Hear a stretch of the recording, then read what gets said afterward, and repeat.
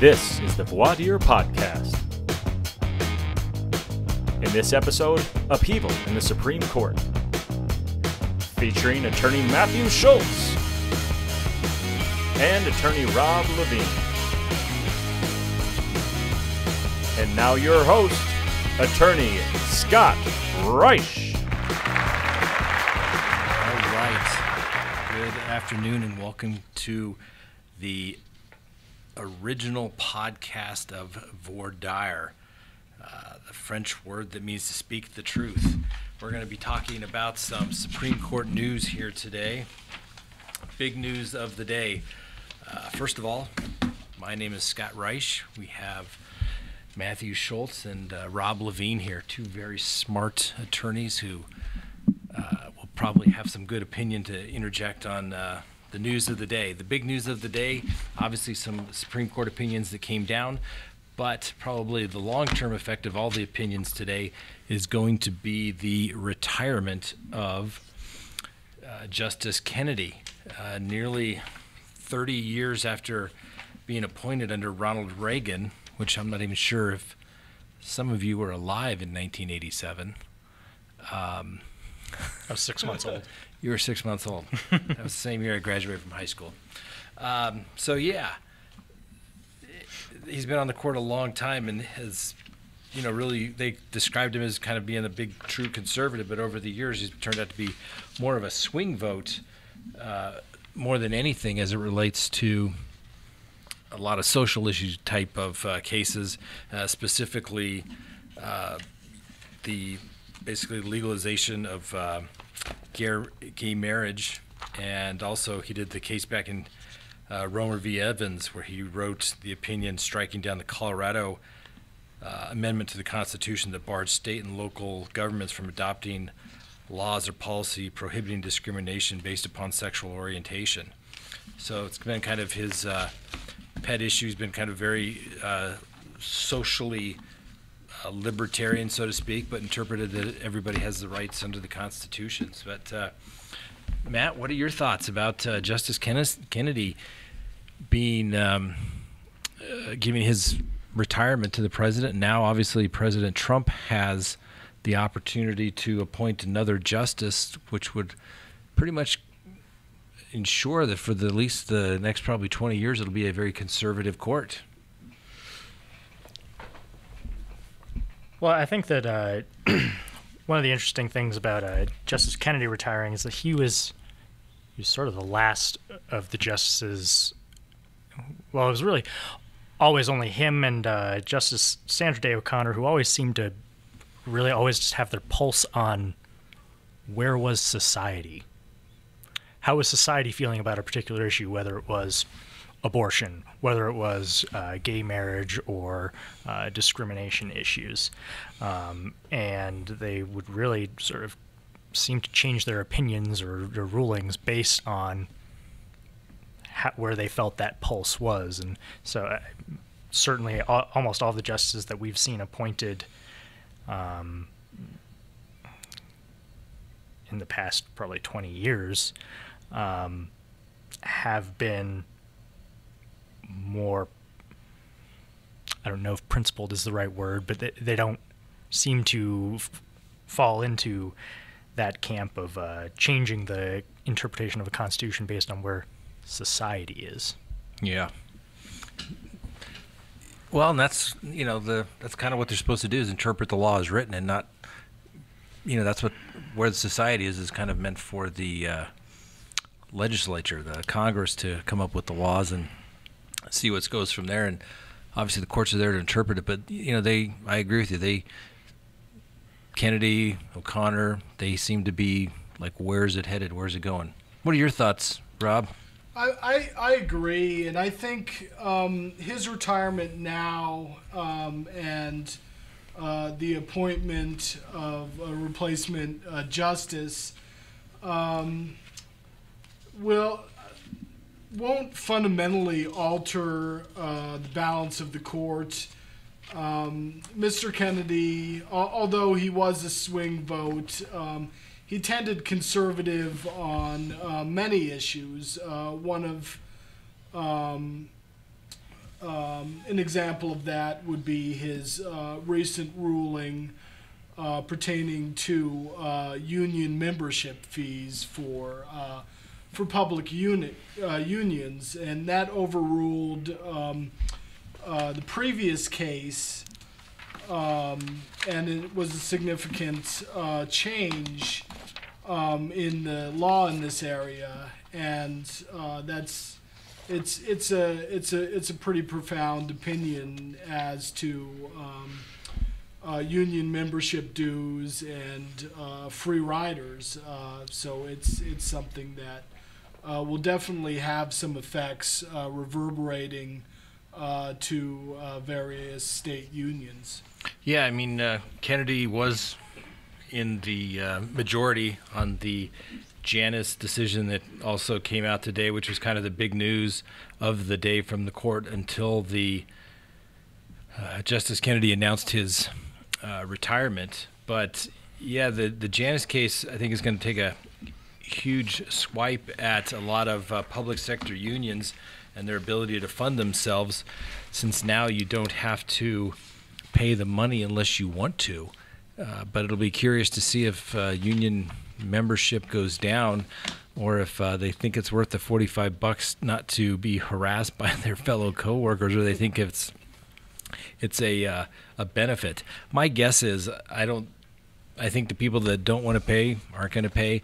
I think in this particular case, Mr. Janus, who was a child support specialist for the Illinois Department of Healthcare and Family Services, who wasn't a union member, challenged having to pay a $45 a month fee from his paycheck to get the benefit of the union, kind of a collective bargaining free rider, as they refer to it as. Sounds like a cheapskate to me. Yeah, or a test case. Or a test case. So I think that it'll be curious to see if people say, yeah, I think I need that $45, or that $45 is my insurance policy to keep my job or have the union have my back if something comes their way. I don't think it will change much, other than the guy that doesn't want to have to pay isn't going to have to pay anymore, but he's probably going to have some consequences about that. What do you think about that, Matt? I think this was written by Alito. Yeah, I think that's right. But Kennedy was certainly the deciding vote in the case. But I don't think we've seen the end of this issue. I think this was a holding. I believe it was from a 1977 decision that dealt with almost the same issue, and the court was overturning that ruling. I can't remember what the name of that ruling was. But Abood versus Detroit Board of Education. I think that public sector unions and even their opponents had sort of been caught up in this very, I would say, antiquated way of charging for union membership and union benefits. I think unions will probably have to go back and, well, they'll negotiate for their members. Yeah, it'll be curious if there'll be a two-tier pay system. We have our union members that we negotiated for, and you guys can go and see what you can get on your own. You know, it's always been kind of if there was a union shop, but you didn't have to, if it was an open shop, so to speak, the non-union people got the benefit of it. But it'll be curious to see. I mean, like I said, I don't think it's going to change that much, other than, you know, obviously you have the Supreme Court saying it's free speech and you don't want to pay for it. You don't have to, because you don't like where the money may go. But I think in practicality it won't change a whole lot. But, you know, we'll see. We will absolutely see.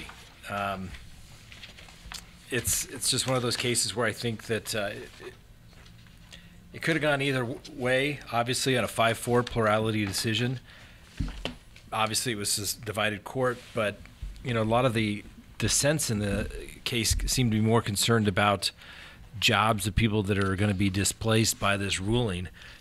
Basically, that all the money that flows from these union dues may not be there, and not going to be able to, it's going to affect employment purposes, I guess. But I guess the union will just simply have to show that they're worth their $45. I mean, I don't think it'll be hard for them. It's good old capitalism at the best, so to speak. Ironic, isn't it? You have to, let the best man win, so to speak, as it comes to that. In college, you may not believe this, but I was a Teamster. I had to. Really? I worked at UPS loading boxes from the 10 p.m. to 2 a.m. shift, which means I usually got home about 4 a.m. and I had class at 8. But all I remember the first time I got my check is like, where's my check? And the first, 2 paychecks was nothing but union fees, dues, et cetera. And I'm like, okay, but if you didn't want to work there, if you didn't want to be part of the union, you just had to go away. You weren't going to work there. You were going to make life a living hell for you anyway. But so little known fact. Yeah. Scott Reich was a Teamster at one point. Well, I think that Mr. Janus would be sorely disappointed with his paycheck if he didn't have the benefit of the union in this case.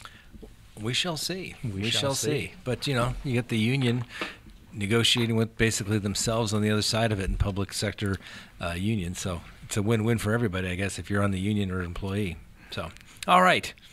Let's move on. Next big case that kind of came out. I guess this was yesterday, wasn't it? Trump v. Hawaii. Once again, another 5-4 split in the court, saying that the president has the authority to limit people from a particular location in the world, as long as it's basically neutral on its face in its order regarding the rhetorical rhetoric. Speeches that are made and what have you. What are your thoughts, Matt? Well, when this came out, I was talking to a bunch of my lawyer friends, and many of whom tend towards the more liberal end of the spectrum, and they were all shocked and dismayed at the result. And while I may disagree with it, I wasn't surprised. I think the court's case law regarding deference to the president in foreign policy areas is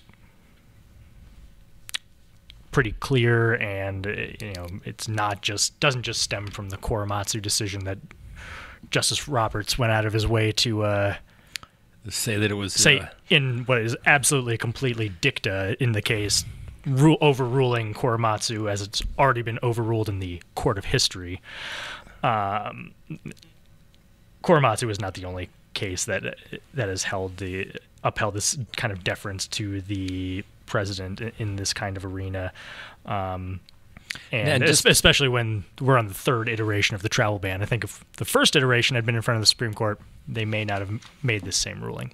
And on the Korematsu case, that's obviously the case where back in the 40s, the court heard the challenge of basically putting Japanese Americans, people of Asian descent, in internment camps, and said it was okay for national security. And obviously, looking back now, it's completely reprehensible. And how could we ever have done such a thing? But we did it because it was time of war and people were scared and panicked, and the court went along with it, so to speak, and said the president has lots of power to do that. And I think didn't the Congress award to any survivors $20,000 in reparations for that conduct a couple of years ago? I think that was the case. So something like that. America's tried to cleanse itself of that little fault that we've had there to the many that have existed. But in this particular case, the president was following a statute where Congress gave him the authority to do so. So isn't really the remedy, if you don't like it, go to Congress and say change the law? And I think that's a lot of what the court sort of pointed to is, frankly, the Constitution puts a lot of the authority regarding immigration in the hands of Congress. And in this statute, Congress said, we wipe our hands of it. President, you deal with it.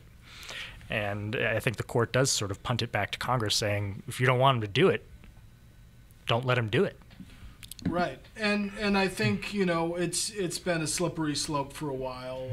The executive branch obviously has become more powerful as Congress delegated its powers to the presidency in a variety of areas, including this one. The reference to the Korematsu decision, I find kind of curious. That's, probably not an analogy they want to make with this decision, but they made it. So this will be the modern day Korematsu. So, and the court, Time will tell. yeah, the court tried to rationalize it by History will judge. history will judge, and the court tried to rationalize it and say, well, sure, the president made all these campaign stump speeches, and he made these tweets that he's not going to allow any Muslims in the country, and then they said, well, we can't really take him at that because that's kind of political stuff, and that doesn't really matter. What really matters is what's in the law, and he's not excluding all Muslims. He's only excluding Muslims, I think, from now 5 countries, and previous presidents have done it. I think going back as far as Jimmy Carter, Reagan, Bush, Clinton, even President Obama did it. So it's not something that's completely unheard of. I think they were just a little more tactically stealthy when it came to choosing their words, whereas I think it's pretty obvious, all would agree sitting around this table, that sometimes President Trump isn't very eloquent in his tweets. Right. It's not that it hasn't been done before. It has been done, I guess, more stealthily, to use a word, than its current incarnation. But I mean, this certainly is not a new phenomenon.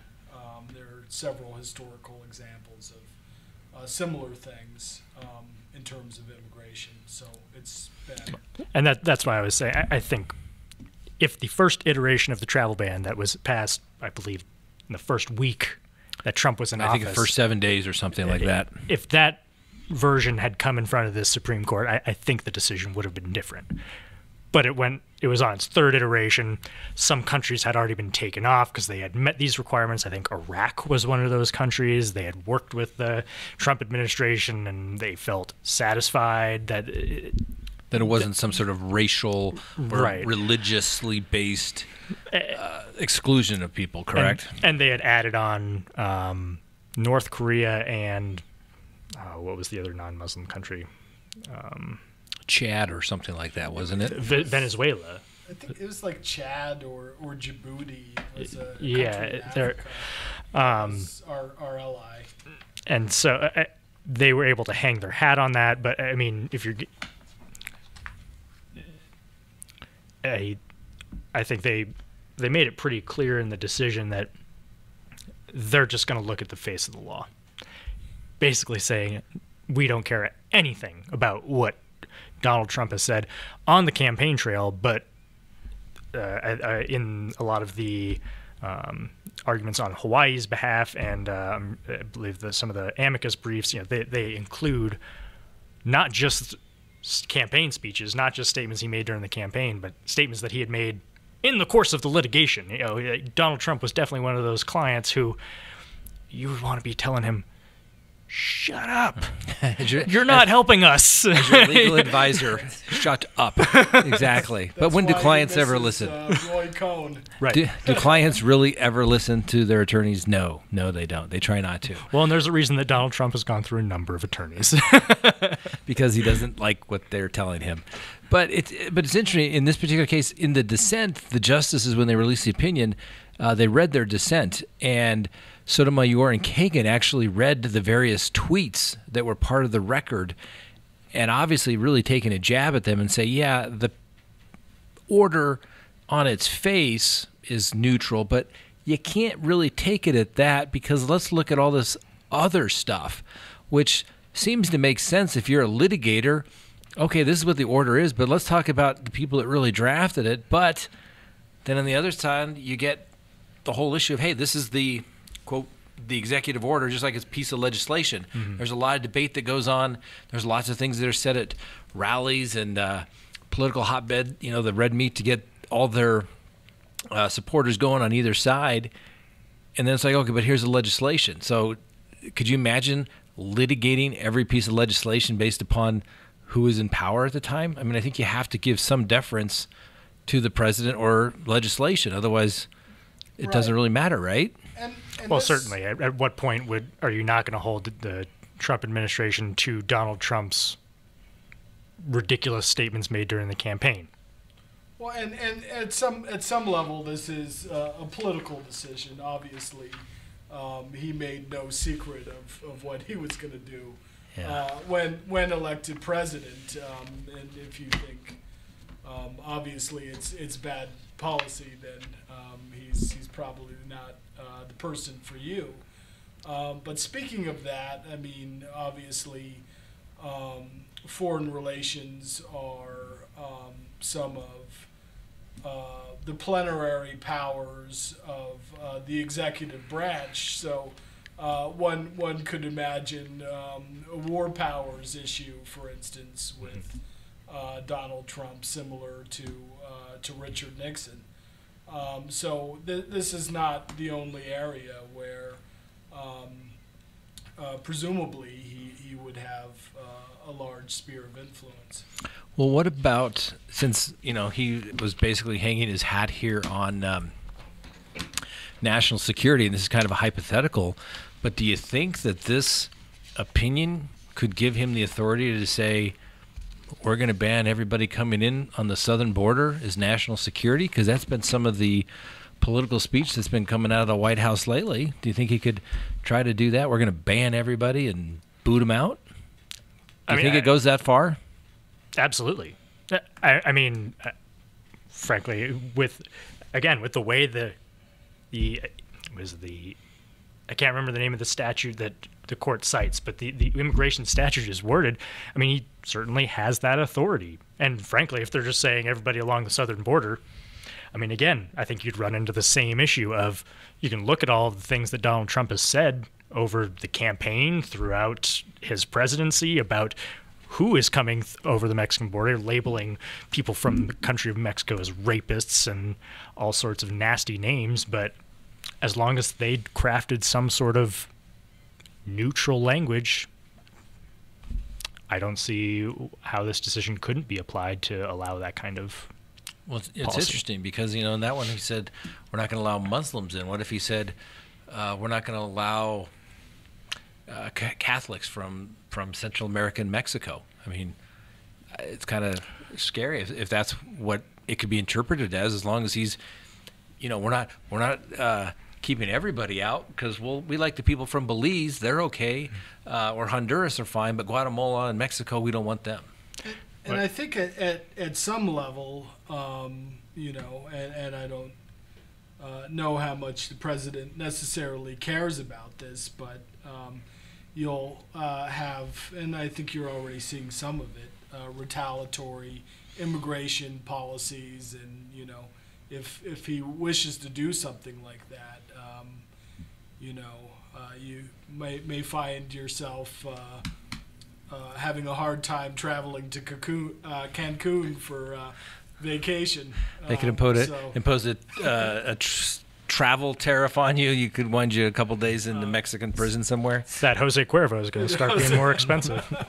So, I mean, when these type of things happen, the international community and other countries have a way of retaliating. So there's a political issue from that standpoint as well. And I think that's what the court is saying in a case like this. Like, we're going to defer to the president. And I think throughout the opinion, it states, the court's not commenting on the wisdom of the president's policy. This is an opinion by Chief Justice John Roberts, I believe. But Kennedy had a concurring opinion where they both basically say the same thing, like, we're not commenting on the wisdom. And I think Kennedy went even further to say, to disapprove of Trump's language and disapprove of everything that he said, but to concur and say, we're going to look at on the face of the law, but we're going to give you the benefit of the doubt, so to speak. But because we're watching. I think there were some words in there basically said, we're watching. Right. And a lot of times in cases like this where either way, it was going to be interpreted as a political decision. The court tries to make it as apolitical as possible and say the remedy is not us. The remedy is built into the Constitution. It's called elections. Call it elections, and let Congress change the law. Congress is the one that gave the president that power to do that as quickly as they could, because obviously it's not a quick process to get something like that done through. So for national security reasons, I guess that made sense. We'll give the president the right to do this in times of emergency.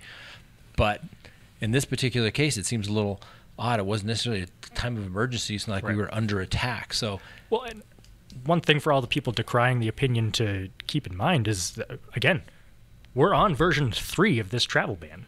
The first 2 were struck down. The Supreme Court didn't exactly weigh in on them except to uphold portions of the injunctions, allow certain portions of the travel ban to go through. But because of the lower court rulings and the Supreme Court not immediately siding with the Trump administration, they're on version 3.